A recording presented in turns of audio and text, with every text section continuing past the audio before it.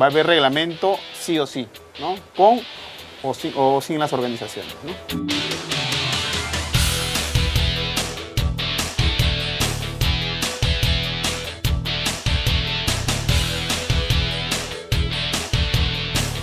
¿Por qué las organizaciones indígenas ahora, en febrero del 2012, están diciendo que se debe modificar la ley de la consulta? Piden la modificación esencialmente porque esta ley efectivamente no recoge los principios básicos del convenio 169. En su momento, cuando se discutió esto en la Comisión de Constitución del Congreso anterior, en ese momento se creó por conveniente apoyar esta ley porque era lo mínimo y lo máximo que podían conseguir las organizaciones indígenas, pero no se puso en discusión su articulado en este nuevo Congreso. ¿Qué artículos están poniendo en entredicho las organizaciones indígenas? Son tres los principales: sujetos de consulta, decisión y la segunda disposición complementaria y final, que tiene que ver con la revisión de concesiones anteriores a la vigencia de esta norma. Una de las principales críticas que se hace es que la ley de consulta no establece claramente cuáles van a ser los sujetos de consulta. No establece, por ejemplo, qué hacer con las comunidades campesinas de la sierra o de la costa. En efecto, sí. El artículo 7 de la ley justamente habla de los sujetos de consulta y en principio lo que señala es que tiene que haber una descendencia directa de las poblaciones indígenas para que sean tomadas en cuenta. Descendencia directa, o sea, hay que sacarle el ADN a un poblador indígena para que pueda demostrar eso. O sea, eso hay que tomarlo en cuenta. O sea, eso fue una traba que justamente puso el Congreso anterior para no incorporar justamente a un montón de comunidades en esta discusión, en este proceso de consulta. Es decir, entonces, que las organizaciones indígenas tienen razón cuando piden que se cambie este artículo o que se precise mejor. Exacto, tienen razón. O sea, las comunidades no son entes que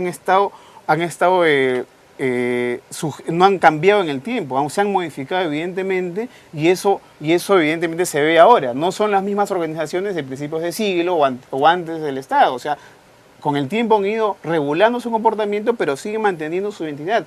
La otra razón fundamental tiene que ver con que la ley señala comunidades campesinas o andinas. Entonces, la palabra andina, si bien se entiende, no responde en ninguna parte de la legislación como sujeto de derecho. Una comunidad andina no existe en la legislación nacional ni en las leyes.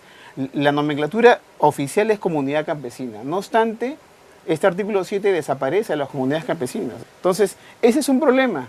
Y las organizaciones lo han señalado y efectivamente hasta el propio Viceministerio de Interculturalidad ha señalado que ese artículo es defectuoso, pero que no tiene la competencia para pedir la modificatoria. ¿Qué debería decir exactamente sobre sujetos de consulta? Tendría que decir simplemente que se cumplan los requisitos objetivos y subjetivos del convenio 169 y en el caso de las organizaciones, comunidades campesinas y comunidades indígenas y comunidades nativas, decir claramente y expresamente que son pueblos indígenas. El Estado peruano ha mandado comunicaciones oficiales a la Organización Internacional del Trabajo, a la Comisión de Expertos, reconociendo que ambas organizaciones son pueblos indígenas. Hay una legislación que reconoce también que son pueblos indígenas. Entonces la ley lo que hizo fue desconocer esta situación y buscar un enredo en las denominaciones, que justamente es lo que en el caso de las comunidades campesinas abunda en nuestra legislación. Pero sobre el otro punto, el punto del consentimiento, el punto del derecho a veto, las organizaciones indígenas están pidiendo que ellas deben tener derecho a veto. ¿Esto es posible?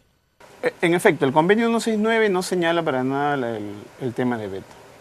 La decisión final sobre cualquier medida legislativa o administrativa le corresponde al Estado. El consentimiento está establecido para cierta situación.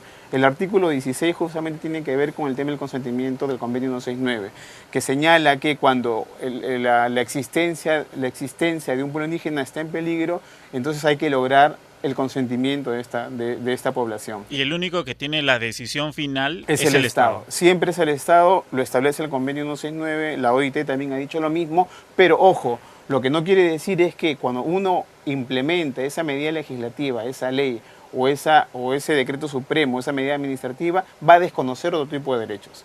Yo implemento la medida legislativa o administrativa, pero yo tengo que asegurar la subsistencia de esa población indígena. Tengo que asegurar el derecho a la tierra que tiene esa población indígena. Tengo que asegurar el derecho a la tierra.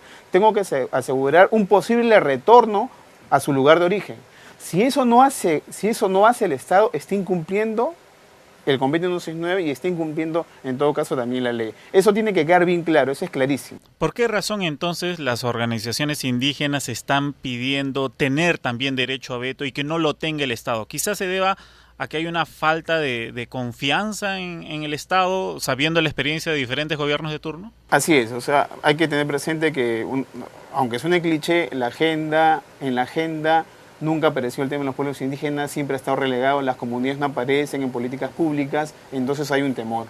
Pero ahí es un tema ya justamente que tiene que ver con una posición del Estado. Si el Estado tiene voluntad de resarcirlos a los pueblos indígenas por esos años de olvido, podría hacer algo más. Pero el convenio es claro en ese sentido.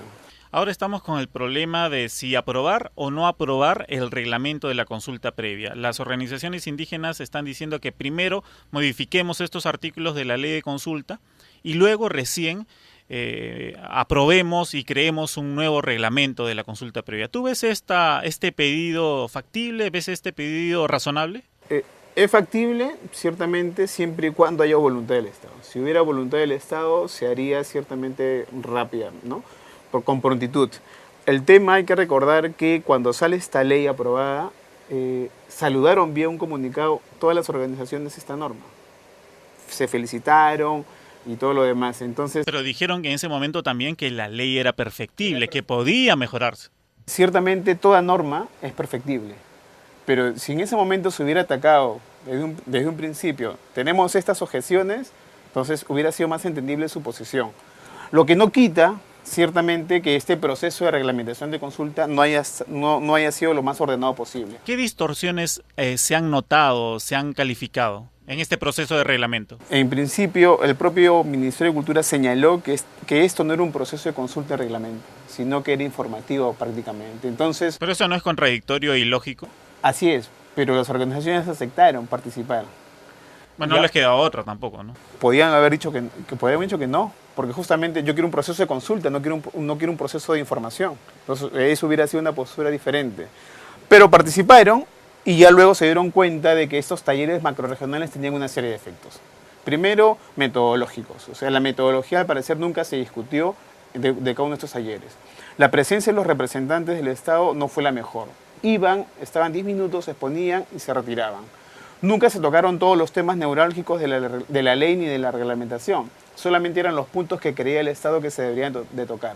Entonces, y encima esta reglamentación no fue difundida a todas las organizaciones de base. O sea, yo llego al taller recién a enterarme del reglamento y me están pidiendo que opine sobre la marcha, sobre una norma que va a implicar mi vida hacia adelante. Si el Estado, si el Ministerio de Cultura insiste en aprobar este reglamento que no cuenta con el aval de 4 organizaciones indígenas importantes, ¿este reglamento sería ilegítimo porque no cuenta con el respaldo de las organizaciones? Evidentemente le quita peso, le quita fuerza, legitimidad a este reglamento, ¿no? Pero al ser una potestad del Poder Ejecutivo reglamentar las normas, la reglamentación va a tener total validez legal. No hay ahorita el escenario como para exigir, pedir que se prolongue la discusión de la reglamentación. Quieren cumplir un plazo y la quieren sacar así. Si vemos las declaraciones de los funcionarios apuntan a eso. O sea, va a haber reglamento sí o sí, ¿no? Con o sin las organizaciones, ¿no?